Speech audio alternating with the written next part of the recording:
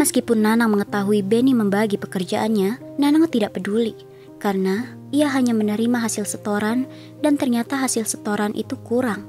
Halo Sobat Pena, apa kabar hari ini? Assalamualaikum warahmatullahi wabarakatuh. Hari ini kita akan kembali membahas kejadian mengerikan, kisah nyata yang terjadi di muka bumi ini. Kisah memilukan kali ini terjadi di wilayah Jatinegara, Jakarta Timur pada tahun 2025. Seorang pria tewas dan jasadnya ditemukan tergeletak di pinggir jalan dalam kondisi yang mengenaskan. Tubuhnya bersimbah cairan merah dengan sejumlah luka robek akibat hujaman benda tajam. Pria tersebut pun tewas setelah mendapatkan perawatan medis.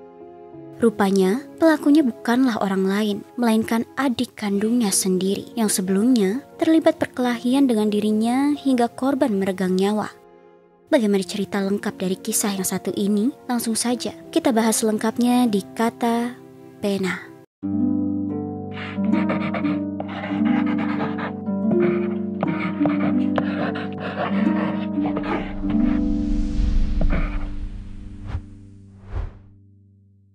Cekcok masalah pribadi, residivis di Jatinegara, Jakarta Timur nekat menembak kakak kandungnya sendiri hingga tewas.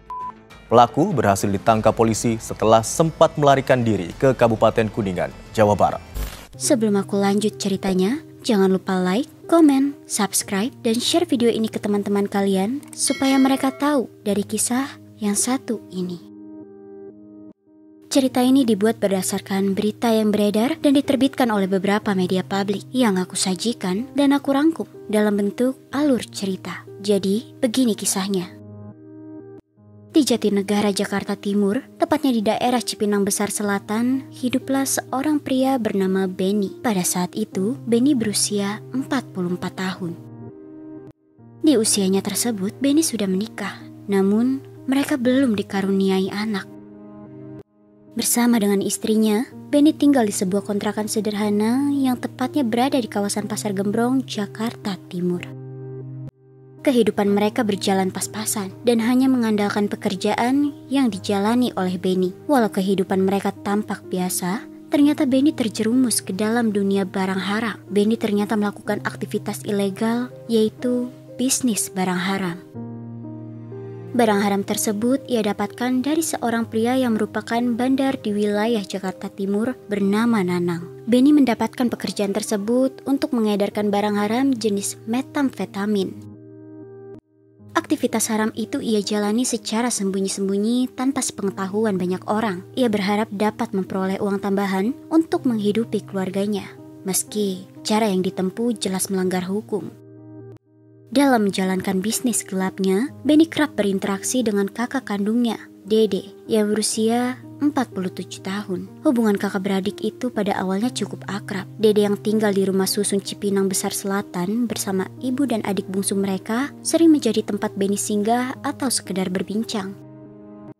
Namun, kedekatan itu berubah ketika Benny memutuskan untuk melibatkan Dede dalam bisnis barang haramnya. Ia memberikan sebagian barang kepada sang kakak dengan harapan keduanya bisa bekerja sama dan membagi keuntungan. Sayangnya, jalan hidup keduanya memang sudah lama bersinggungan dengan dunia kriminal. Rupanya, sebelumnya Benny dikenal oleh aparat kepolisian sebagai residivis kasus barang haram. Ia pernah diproses oleh Polres Metro Jakarta Timur karena keterlibatannya dalam penyalahgunaan dan peredaran barang haram.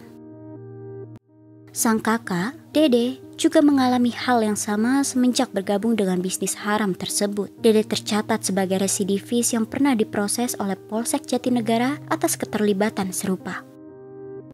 Akan tetapi, meski telah menjalani hukuman dan keluar dari lapas, kebiasaan dan lingkaran pergaulan lama tampaknya sulit dilepaskan. Singkat cerita, Benny yang sebelumnya memberikan sebagian bahan barang haram tersebut kepada Dede pun membuat Dede juga mengenal sosok Nanang. Akan tetapi, seiring berjalannya waktu, hasil setoran Dede kepada Benny ternyata tidak sesuai dengan penjualannya. Hal tersebut pun membuat Benny tidak mendapatkan untung dan menimbulkan cekcok di antara Benny dan Dede, yang mana juga mengakibatkan Nanang kesal dengan Benny. Nanang sempat menelpon Benny. Ia protes dengan perilaku Benny yang memberikan separuh pekerjaannya kepada Dede. Meskipun Nanang mengetahui Benny membagi pekerjaannya, Nanang tidak peduli karena ia hanya menerima hasil setoran dan ternyata hasil setoran itu kurang. Semakin hari, hubungan antara Benny dengan Nanang pun merenggang. Sejak cekcok dengan Nanang melalui telepon, Benny pun tidak lagi mendapatkan pekerjaan dari Nanang. Benny sempat merencanakan hal keji kepada Nanang, yaitu Benny ingin menghabisi nyawa Nanang. Benny rutin menghubungi Nanang untuk mengajaknya bertemu, namun Nanang menghiraukannya. Lalu, ia membuatnya semakin dipenuhi amarah. Benny menyadari bahwa Dede masih menjual barang haram. Benny pun menanyakan hal tersebut kepada Dede. Namun, Dede mengaku tidak mendapatkan barang dari Nanang. Akan tetapi, Benny curiga. Ia pun menguji Dede dengan menyuruh temannya membeli barang haram dari Dede. Dan ternyata, dugaan Benny terbukti. Dede masih menjual barang haram tersebut yang berasal dari Nanang. Benny pun merasa dibohongi. Ia marah, kesal, dan timbul rasa iri hati yang mendalam. Hingga 3 hari setelah kejadian itu, tepatnya pada hari Jumat 18 Juli 2025, Benny pun mengambil keputusan nekat. Tanpa pikir panjang, ia berniat untuk menghabisi nyawa kakaknya sendiri, yaitu Dede. Pada siang harinya, ia pun berangkat dari rumah ke rumah susun Cipinang Besar Selatan sambil membawa pisau dapur. Setibanya di sana, ternyata Dede sedang tidak ada di rumah. Ia pun bertemu dengan ibu kandungnya dan adik kandungnya yaitu Salem dan Sarjini. Benny pun mengasah pisau dapur yang ia bawa di depan rumah susun tersebut sambil mengatakan kepada ibu dan adiknya bahwa ia akan menghabisi Dede. Lalu, sekitar pukul 5 sore, Benny pun akhirnya membawa pisau tersebut dan menyembunyikannya. Ia pun pergi menuju ke lokasi tempat Dede sering nongkrong, yaitu di pinggir jalan Banjir Kanal Timur, di samping pos polisi Kebonanas, Kampung Jembatan. Sesampainya di sana, mereka pun bertemu. Keduanya sempat duduk dan berbincang di pinggir jalan. Akan tetapi, Benny yang sudah dipenuhi amarah pun menuduh Dede yang masih menjual barang haram. Keduanya pun beradu mulut soal uang hasil penjualan sebelumnya. Dan akhirnya, Benny mengajak Dede berkelahi saat itu juga. Benny pun mengeluarkan pisau yang ia bawa. Tanpa pikir panjang, Benny menghujamkan pisau tersebut ke arah tubuh Dede bertubi-tubi. Dengan diliputi emosi yang membara, Benny menghujamkan pisau ke arah leher kakaknya. Dede yang menerima hujaman itu pun terkejut. Lehernya langsung mengeluarkan cairan merah akibat luka robek dari hujaman pisau. Dede pun berusaha menangkis hujaman berikutnya dengan sekuat tenaga. Namun, tangan Dede malah terkena hujaman pisau. Cairan merah pun mulai mengalir deras. Dede pun berupaya menyelamatkan diri. Dengan sisa tenaganya, ia berusaha meminta pertolongan warga sekitar. Akan tetapi, Benny masih gelap mata. Tanpa rasa iba sedikit pun, Benny terus menghujamkan pisau ke perut Dede secara brutal hingga Dede jatuh tersungkur. Tubuhnya bersimbah cairan merah, nafasnya mulai melemah. Bahkan Dede tak dapat berteriak lagi untuk meminta pertolongan. Benny yang melihat kakaknya sudah tak berdaya pun langsung pergi melarikan diri ke rumah kontrakannya, sambil membawa pisau dapur yang ia gunakan untuk menghabisi kakaknya. Lalu, sesampainya di kontrakan, ia pun menyembunyikan pisau tersebut di bawah tangga dan segera mengajak istrinya untuk melarikan diri ke wilayah Kuningan, Jawa Barat. Sementara itu, warga sekitar yang sebelumnya mendengar teriakan dan suara gaduh pun mulai mendatangi lokasi kejadian. Beberapa dari mereka ternyata melihat Benny menghujamkan pisau ke arah tubuh Dede. Namun, mereka takut mendekat karena Benny membawa benda tajam. Ketika Benny pergi, warga pun mulai mendekat dan mereka menemukan Dede bernafas lemah dan bersimbah cairan merah. Beberapa dari mereka langsung melaporkan hal tersebut ke pos polisi Kebonanas yang letaknya hanya beberapa meter dari tempat kejadian. Tak lama kemudian, pihak kepolisian pun tiba di lokasi. Mereka menemukan Dede tergeletak di tepi jalan dalam posisi miring dan bersimbah cairan merah. Dede pun segera dievakuasi di Rumah Sakit Durensawit, Jakarta Timur. Di rumah sakit tersebut, Dede pun mendapatkan perawatan darurat. Di sisi lain, pihak kepolisian yang datang ke lokasi kejadian pun melakukan olah TKP. Pihak kepolisian memasang garis polisi dan mengumpulkan barang bukti awal termasuk bercak cairan merah yang berceceran di jalan. Beberapa saksi mata yang berada di sekitar lokasi, terutama warga yang sempat melihat langsung aksi itu, segera dimintai keterangan. Dari hasil keterangan awal, diketahui bahwa pelaku penghilangan nyawa adalah adik kandung korban sendiri, Benny, yang sesaat setelah kejadian melarikan diri ke arah Pasar Gembrong. Salah satu saksi menyebut bahwa sebelum kejadian, Benny dan Dede terlihat beradu mulut cukup keras membahas sesuatu yang tampak seperti urusan uang. Tak lama kemudian, suasana berubah mencekam ketika Benny mengambil pisau dari balik pakaiannya dan menghujamkannya ke tubuh Dede secara bertubi-tubi. Pihak kepolisian kemudian segera melakukan pengejaran ke arah Pasar Gembrong. Berdasarkan informasi warga setempat, mereka pun datang ke rumah kontrakan Benny di kawasan tersebut. Akan tetapi, Benny tidak ada di rumah kontrakannya. Pihak kepolisian hanya menemukan sebilah pisau dapur yang disembunyikan di bawah tangga kontrakan, yang mana pisau tersebut diduga kuat yang digunakan untuk menghujam Dede. Pisau tersebut masih berlumuran cairan merah yang sudah kering. Selain itu, polisi juga mengamankan pakaian pelaku berwarna jingga dan pakaian korban yang penuh noda cairan merah sebagai barang bukti.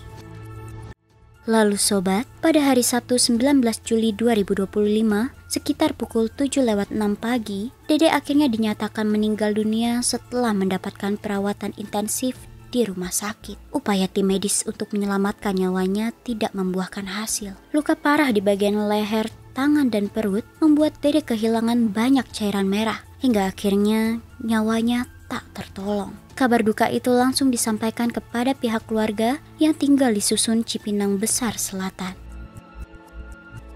Suasana duka menyelimuti kediaman keluarga saat kabar kematian tersebut tiba. Tangisan keluarga pun pecah seketika saat mobil ambulans yang membawa jasad Dede tiba di depan rumah. Para tetangga dan warga sekitar ikut menyaksikan momen pilu itu dengan perasaan campur aduk antara sedih dan tidak percaya. Tidak ada yang menyangka bahwa peristiwa tragis itu terjadi di antara dua saudara kandung yang berasal dari keluarga yang sama.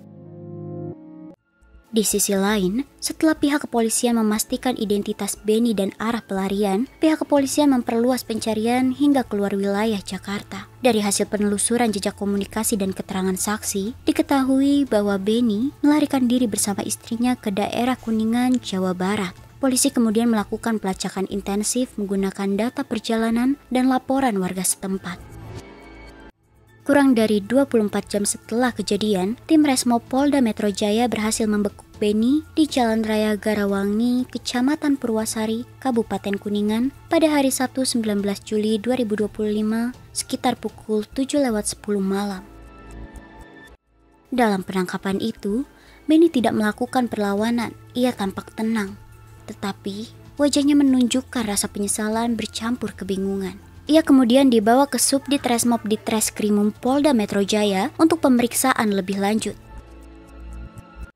Dari hasil interogasi awal, Benny mengakui perbuatannya dan mengungkapkan bahwa tindakannya dilakukan karena rasa marah dan iri hati terhadap sang kakak yang dianggap telah mengkhianatinya dalam urusan barang haram. Pihak kepolisian kemudian menjelaskan bahwa dari hasil penyelidikan sementara, kasus ini tergolong sebagai penghilangan nyawa berencana. Hal ini diperkuat dengan bukti bahwa Benny telah menyiapkan senjata tajam sebelumnya, mengasah pisau di depan rumah orang tuanya, serta sempat menyatakan niat ingin melukai Dede di hadapan anggota keluarganya sendiri. Semua unsur tersebut mengindikasikan adanya niat dan perencanaan sebelum tindakan dilakukan.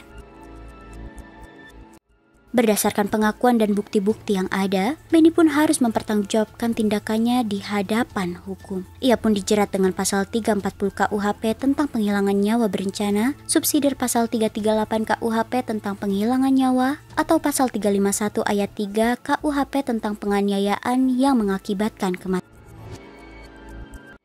Namun sobat, penyelidikan terus berlanjut untuk mengurai jaringan pengedaran barang haram yang melibatkan kedua bersaudara tersebut, termasuk peran seorang bandar bernama Nanang yang hingga kini masih menjadi fokus pencarian pihak kepolisian. Sementara itu, sebelumnya jasad Dede dimakamkan dengan layak di TPU Plumpung, Jakarta Timur. Prosesi pemakaman berlangsung sederhana, namun penuh kesedihan. Kedua orang tua Dede tak kuasa menahan tangis. Mereka tidak pernah membayangkan harus kehilangan seorang anak akibat perbuatan anak kandung mereka yang lain. Para kerabat dan warga sekitar turut larut dalam duka dengan ikut mengantar kepergian Dede ke tempat peristirahatan terakhirnya. Oh iya sobat, aku pengen kasih tahu nih, Kata Pena tergabung ke dalam program YouTube Shopping Affiliate. Nah, Buat kalian yang lagi cari barang-barang yang menarik dan keren, aku punya beberapa rekomendasi produk buat kalian nih sobat. Kalau tertarik, langsung aja cek link produk di pojok kiri bawah untuk pembelian ya sobat.